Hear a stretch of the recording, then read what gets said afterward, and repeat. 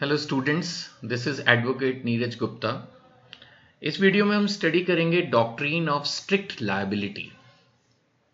एक लाइन में कहना क्या चाहता है?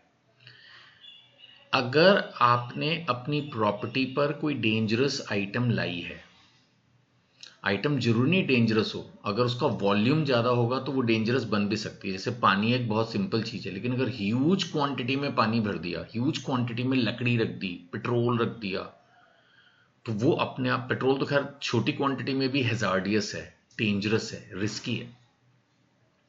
कोई भी ऐसी चीज अपनी अपनी प्रॉपर्टी पे की, कोई गैस है, केमिकल है, पॉइजन है, आप अपनी प्रॉपर्टी पे यूज कर रहे हो, मे बी आपकी फैक्ट्री है, स्टोरेज है, गोडाउन है, वटेवर, और वो एस्केप हो गई, वो निकल गई और दूसरे की प्रॉपर्टी तक पहुंच गई और उसकी प्रॉपर्टी खराब कर दी, उसकी बॉडी को हार्म कर दिया, इंजरी कर दी, डेथ्स हो गई। स्ट्रिक्ट लायबिलिटी, नेग्लिजेंस की जरूरत नहीं। आप बोलोगे मेरी गलती नहीं है, कोई मतलब नहीं है, कोई बात नहीं सुनी जाएगी। अगर आप अपनी प्रॉपर्टी पर कोई डेंजरस एनिमल ले आए हो और उसने वो आपसे छूट के भग गया, दूसरे के यहाँ जाके उसने बाइटिंग कर दी, वो मर गया, उसको इंजरी हो गई, आप लायबल हो। This is in simple words doctrine of strict liability. और ये एक इंपॉर्टेंट प्रिंसिपल है जी, लॉ ऑफ टॉर्ट के अंदर हम पढ़ रहे हैं। तो doctrine of strict liability definitely एक इंपॉर्टेंट प्रिंसिपल है। क्या बोल रहा है कि अगर आपकी गलती नहीं है, there is no negligence, no fault, no intention, कोई आपकी गलती नहीं है, आप करना भी नहीं चाहते थे, हो गया, लेकिन फिर भी कुछ बातें तो एसेंशियल हैं। और वो क्या? अगर if you are keeping some dangerous substance, main चीज ये भी इसमें सामने आ रही ना, कि अगर आप अपनी प्रॉपर्टी पर कोई खतरनाक आइटम लेके आ रहे हैं, डेंजरस सब्सटेंस, या कोई हैजार्डियस एक्टिविटीज हैं इस तरह की, हैजार्डियस, हैजार्डी का मतलब समझते हो, रिस्की, तो फिर अगर उसकी वजह से किसी दूसरे की प्रॉपर्टी को, दूसरे के मकान को, दूसरे की जमीन को, दूसरे के गार्डन को, दूसरे की बॉडी हेल्थ को अगर कोई प्रॉब्लम हुई, तो सर आप जिम्मेदार हो। अब अगर आप एग्जामिनेशन पॉइंट ऑफ व्यू से इसको पढ़ रहे हो, तो रेलेंस फ्लेचर, बहुत पुरानी जजमेंट है, इंटरनेशनल, बाहर की फॉरेन कंट्री की रूलिंग है, अभी थोड़ी देर में इंडियन रूलिंग भी बताऊंगा। रेलेंट फ्लेचर याद करना बहुत जरूरी है।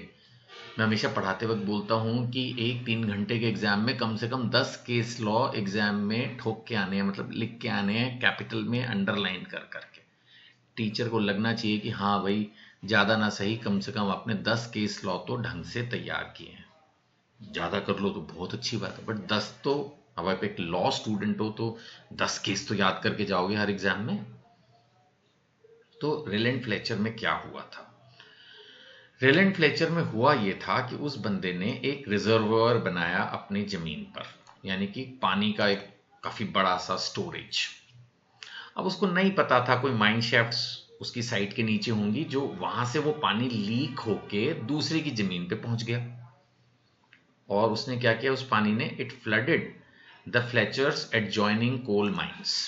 यानी कि एक आदमी जो रेलेंट था, उस रेलेंट ने अपनी जमीन पर पानी इकट्ठा किया, रिजर्वॉयर, रिजर्वॉयर ऑफ वाटर, और वो पानी लीक होकर पहुंच गया फ्लेचर की कोल माइंस में। अब नेचुरली आप समझ सकते हो, कोयले की खदान थी, तो वो खराब हो गई होगी पानी से। तो कोर्ट ने कहा भाई देखो, आपकी नेग्लिजेंस थी नहीं थी वो छोड़ो, लेकिन पानी आपने इतनी हाई क्वांटिटी में अपनी जमीन पर इकट्ठा किया, तो उसको संभाल के रखना भी आप ही का काम था, तो यू आर लायबल। अब इसी केस को अगर हम आगे लेके चले इंडिया में, तो इंडिया में इसको और एक्सपैंड करके स्ट्रिक्ट लायबिलिटी, मैं पढ़ा रहा हूं आपको स्ट्रिक्ट लायबिलिटी, लेकिन इंडिया में इसको बना दिया, नाम दे दिया एब्सोल्यूट लायबिलिटी। तो आपके एग्जाम में अगर स्ट्रिक्ट लायबिलिटी पूछ रहे हैं, तो भी थोड़ा थोड़ा रेफरेंस आपको इस केस का देना है। मेन केस ये नहीं है स्ट्रिक्ट लायबिलिटी का, स्ट्रिक्ट लायबिलिटी का केस रेलेंट फ्लेचर ही है, बट स्ट्रिक्ट लायबिलिटी से कनेक्टेड है एब्सोल्यूट लायबिलिटी। इंडियन कंटेक्स्ट में सुप्रीम कोर्ट ने union MC Mehta versus union of India में, इसमें हुआ क्या था, वो ओलियम गैस जो है वो लीक हो गई थी। अगर मैं नीचे पढ़ूं, हुआ क्या था, तो ओलियम गैस जो है लीक हुई थी from Shri Ram food and fertiliser industries in Delhi in 1985। अगर आप ये याद रख सको, क्या हुआ था इंडिया में, ओलियम गैस लीक हुई, कहां से हुई? Shri Ram food and fertiliser industries, कहां? दिल्ली। कब? 1985। अब इससे जो है एक एडवोकेट की भी डेथ हुई और बहुत सारे जो नज़दीक लोग रहते थे वो बीमार हुए। जो भोपाल गैस ट्रेजेडी थी वो कभी मैं और डिटेल में डिस्कस करूंगा, again in absolute liability. But अभी फिलहाल जो स्ट्रिक्ट लायबिलिटी के एग्जाम में लिखने वाला केस लॉ है वो ये वाला है, जिसके अंदर एक स्ट्रिक्ट लायबिलिटी इनडायरेक्टली इंडिया ने एस्टैब्लिश की एब्सोल्यूट लायबिलिटी के फॉर्म में, MC Mehta versus union of India में। अगर आप भोपाल गैस ट्रेजेडी को भी इसमें इंक्लूड कर लो, मैं उसको बाद में कभी कवर करूंगा किसी और वीडियो में, तो भी गलत नहीं होगा। आपने कहीं ना कहीं तो एग्जाम देने से पहले पढ़ ही लिया होगा ना। आप उसको भी अगर इसमें इंक्लूड करते हो तो गलत नहीं है भाई। मेन पॉइंट ये है कि आप अगर एक पॉइजनस गैस को अपनी प्रॉपर्टी में यूज कर रहे हो for your commercial activities, for your industrial activities, तो सर आप जिम्मेदार हो ना। अगर वो लीक हो गई तो आप संभाल के रखो ना उसको। वही जैसे मैंने एक सिंपल एग्जांपल लिया, अगर आप एक 6 फीट का, 5 फीट का, 4 फीट का, 6 फीट का तो शायद होता नहीं, 4 फीट का, 3 फीट का एक डेंजरस पेट डॉग अपने पास रख रहे हो और वो आपको जी मेरे से तो छूट के भाग गया और जाके उसने काट लिया, तो फिर आप जिम्मेदार हो ना सर। ऐसे ही पानी का मैंने एग्जाम्पल लिया और चीज़ों का मैंने एग्जाम्पल लिया। अब जो स्टूडेंट्स मेरे से पढ़ रहे हैं वो जानते हैं कि मेरी सभी किताबें बायलैंग्वेज है, हिंदी इंग्लिश दोनों में हैं। दोनों तरह के स्टूडेंट्स इन वीडियो से पढ़ रहे हैं और कोई डाउट होता है तो वो डिस्कस भी कर लेते हैं। खैर, सो मीनिंग ऑफ स्ट्रिक्ट लायबिलिटी, अब यहां पर मैं कुछ नया नहीं बताऊंगा, जो बताना था वो बता चुका।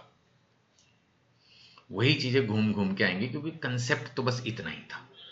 सो स्ट्रिक्ट लायबिलिटी क्या है? आपकी लीगल रिस्पॉन्सिबिलिटी है सर। किस बात पे है जी? क्योंकि आपने दूसरों को डैमेज कॉज किया है, दूसरों को नुकसान पहुंचाया है। कैसे पहुंचाया जी?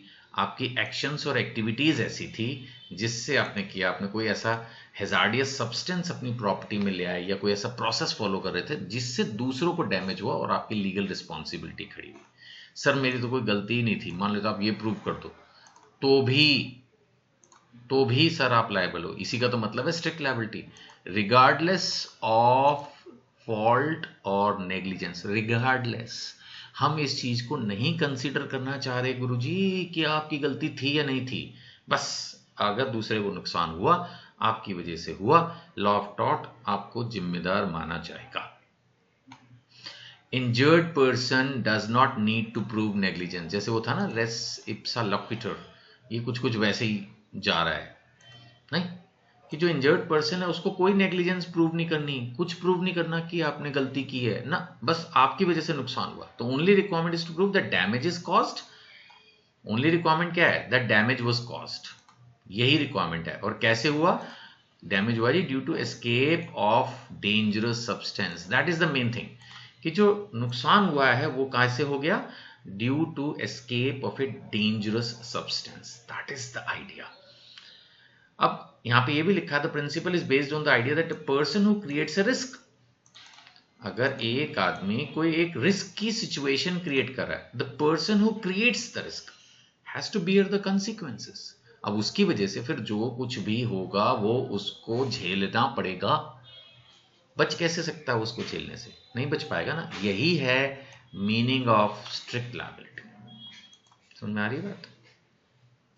इसकी डेफिनेशन पे भी जाएंगे तो भी वही चीजें हैं। A person is liable for natural consequences of his actions. कोई भी आदमी लायबल है अपने एक्शंस का, जो भी उसका कंसिक्वेंस है। अब मैंने अगर एक पेट डॉग पाला है तो मैं उसके लिए जिम्मेदार हूं। मैंने अगर अपनी प्रॉपर्टी में हैजार्डियस सब्सटेंस जैसे पेट्रोल, पॉइजन, कुछ और इस तरह की खतरनाक चीज रखी है तो मैं उसके लिए जिम्मेदार हूं। कुछ भी यहाँ पर ये सब एग्जाम्पल भी दिए हैं, hazardous substance, dangerous animal, explosives, toxic chemicals, industrial activities. हो जाता है। आप बोलोगे सर ये तो व्यापार करते हैं तो हो ही जाता है। हाँ, तो फांसी चढ़ाने को थोड़ी कह रहे हैं। अगर आपकी कोई गलती नहीं थी तो भी आपकी इस सेंस में तो गलती है ही ना कि भाई आपको एक रीजनेबल केयर लेनी चाहिए थी, वो आप नहीं ले पाए ना, और उसके बाद भी फिर कंपेंसेशन तो दोगे। जहां तक सवाल है origin of the rule, repeat हो रहा है रेलेंट फ्लेचर। ये केस अगर स्ट्रिक्ट लायबिलिटी का एग्जाम में आप लिख के आ रहे हो और रेलेंट फ्लेचर नहीं लिखते, मान के चलो आधे नंबर तो गए। कोई भी टीचर अगर स्ट्रिक्ट लायबिलिटी का क्वेश्चन का आंसर आपसे चाह रहा है तो आपसे रेलेंट फ्लेचर तो चाहता है आप लिख के आओ। मैंने पहले बोला है कि कुछ लैंडमार्क जजमेंट आपको याद करने ही पड़ेंगे, कोई चॉइस नहीं है। उनमें से एक ये रेलेंट फ्लेचर है, स्ट्रिक्ट लायबिलिटी आएगा तो लिखना ही लिखना है। मैंने पहले बता दिया, इसमें पानी भरा था जो दूसरे की प्रॉपर्टी में चला गया, तो कोर्ट ने कहा भाई तुम जिम्मेदार हो, बच नहीं सकते। अगर हम बात करते हैं एसेंशियल्स की, तो सबसे पहली बात एसेंशियल्स में यही है, डेंजरस सब्सटेंस है। अब आप कहोगे सर पानी तो डेंजरस नहीं है, बट उसकी क्वांटिटी डेंजरस होगी ना। अगर किसी की कोल्ड माइन में 2 गिलास पानी, 1 बाल्टी पानी चले जाता तो थोड़ी कुछ होता, वो ह्यूज वाटर था भाई। सो अपने आप में वाटर भी या गैस भी, एयर भी, कुछ भी इस तरह की चीज भी डेंजरस बन जाएगी अगर उसकी क्वांटिटी ज्यादा है। बाकी तो और चीजें हैं। देन आप उसका कोई non natural use of land कर रहे थे। आमतौर पर लैंड का यूज तो सिंपल मकान बनाने के लिए, गार्डन बनाने के लिए होता है, लेकिन आपने उसका बना दिया रिजर्वोयर, उसमें बहुत बड़ी क्वांटिटी में पानी इकट्ठा कर दिया, और फिर वो सब्सटेंस जो भी किया वो आपका भाग भी गया आपसे छूट के। नहीं, इसमें ये भी तो पॉइंट था ना, एस्केप ऑफ द सब्सटेंस। वो जो डेंजरस सब्सटेंस था वो डिफेंडेंट की लैंड से निकल के दूसरी जगह चला गया, और फिर उसने नुकसान भी किया। और बाई दी अगर माना बराबर में कोई प्लॉट होता जिसमें थोड़ी बहुत फ्लडिंग हो जाती तो कोई आफत ना आती, वो थी कोल माइंस। अब उसमें पानी चला गया तो नुकसान भी हुआ।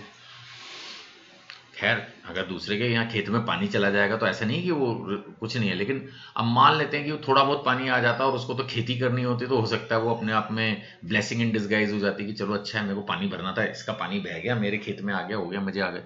लेकिन वहां तो कोल माइंस थी, वो डैमेज हो गई, तो फिर केस हुआ तो फिर कंपनसेशन देना पड़ेगा।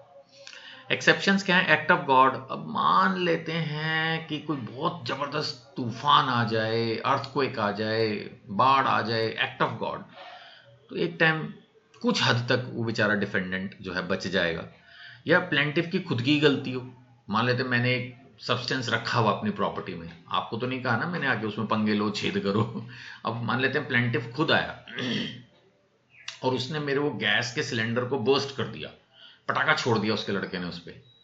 अब भाई आपकी खुद की गलती है, मैंने तो प्रॉपरली स्टोरेज किया हुआ है, लेकिन आप ही उसको डिस्टर्ब कर रहे हो, तो उसका खुद का फॉल्ट हो सकता है या कोई थर्ड पार्टी का फॉल्ट हो सकता है, बट इसमें भी वो बच नहीं पाएगा। स्ट्रिक्ट लायबिलिटी का मतलब यही है, कुछ हद तक वो थर्ड पार्टी को भी इनकॉर्पोरेट कर लेगा, कुछ हद तक बच सकता है, लेकिन थर्ड पार्टी से भी नहीं बच पाएगा। हाँ, प्लेंटिफ का खुद का फॉल्ट है, फिर भी एक टाइम बच सकता है। या कंसेंट है, अब माना मैंने अपनी प्रॉपर्टी में कुछ डेंजरस चीज स्टोर की, लेकिन मैंने आपसे पहले कंसेंट ली, माना मैंने विलेज में एक फैक्ट्री खोली और पूरे गांव के लोगों को इकट्ठा करके कंसेंट ली, या मैंने वहां की जो अपॉइंटेड पंचायत बॉडी है उसे राइटिंग में ले लिया, हाँ जी मैं खोल लूँ, और सब मान गए, और फिर बाद में कोई प्रॉब्लम हुई, तो फिर भी कुछ हद तक फिर भी मैं बता रहा हूँ ये सब एक्सेप्शंस भी कुछ हद तक बचाएंगे। ऐसा नहीं है कि भाई इसमें आ गया जी आपने कंसेंट ले ली थी तो बस अब तो जो मर्जी स्टोर करो, जो मर्जी करो। कंसेंट लेने के बावजूद जिम्मेदारी आपकी है, आपको ढंग से संभाल के रखना चाहिए था, प्रॉपर्टी को प्रॉपर्ली मेंटेन करना चाहिए था, अपनी एक्टिविटीज को कंट्रोल करना पड़ेगा। अगर स्टैट्यूटरी अथॉरिटी माना गवर्नमेंट ने ही आपको कोई चीज स्टोर करने के लिए कही है, डायरेक्टली इनडायरेक्टली गवर्नमेंट से लाइसेंस लेके गवर्नमेंट की परमिशंस के हिसाब से आप कुछ काम कर रहे हो, मे बी यहाँ पर भी बचने की प्रोबेबिलिटी है। तो एक्ट ऑफ गॉड हो, प्लेंटिफ की खुद की गलती हो, कोई थर्ड पार्टी इन्वॉल्व हो, प्लेंटिफ से कंसेंट ली हुई हो, या गवर्नमेंट की परमिशन हो, तो फिर भी थोड़ा बहुत इसमें बच सकते हैं। अब स्ट्रिक्ट लायबिलिटी का जो रूल हमने पढ़ा, इसकी इंपॉर्टेंस क्या है, एग्जाम में तो इंपॉर्टेंट है ही है, बट ये बेसिकली कंपनीज को एक्स्ट्रा प्रिकॉशन लेने में हेल्प करता है। सबको पता है कि बेटा स्ट्रिक्ट लायबिलिटी का रूल है, अगर इसमें कुछ भी गड़बड़ हुई तो तेरी बहुत वाट लग जाएगी, अच्छे से तेरे को बहुत पैसे देने पड़ जाएंगे, तो फिर कंपनियां भी केयरफुल रहेंगी एक तो इससे, और दूसरा जिस भी व्यक्ति को उसकी प्रॉपर्टी का नुकसान हुआ या जो भी उसकी बॉडी को हार्म पहुंचा तो उसको कुछ कंपनसेशन भी मिल जाएगा। तो अपने आप में ये रूल इंपॉर्टेंट है दैट वे। अगर हम कंक्लूजन की बात करें तो इसमें मेन चीज यही है कि it imposes liability without proof of negligence. हमें दूसरी कंपनी की गलती प्रूव करने की जरूरत नहीं है, उस पर लायबिलिटी लगी जाएगी। रेलेंट फ्लेचर का केस है और कंसेप्ट यही है कि जो रिस्क क्रिएट कर रहा है वो उसके कंसिक्वेंसेस के लिए जिम्मेदार है। That is the main point, मैंने पहले ही आपको कई बार इसमें बता दिया है, ठीक है ना। तो आप लोग जो है वो कनेक्ट कर सकते हैं, नंबर्स भी दिए हैं, फेसबुक पे भी होती है मेरी मोस्टली वीडियोस, यूट्यूब पर तो आप कमेंट कर सकते हैं, क्वेश्चंस का आंसर मिल जाएगा। एग्जाम के दिनों में फेस टू फेस क्लासेस भी लेता हूँ, बुक जो आपको दिख रही है बायलैंग्वेज, ये खरीदने के लिए भी आप कॉन्टैक्ट कर सकते हैं, ठीक है। Thank you.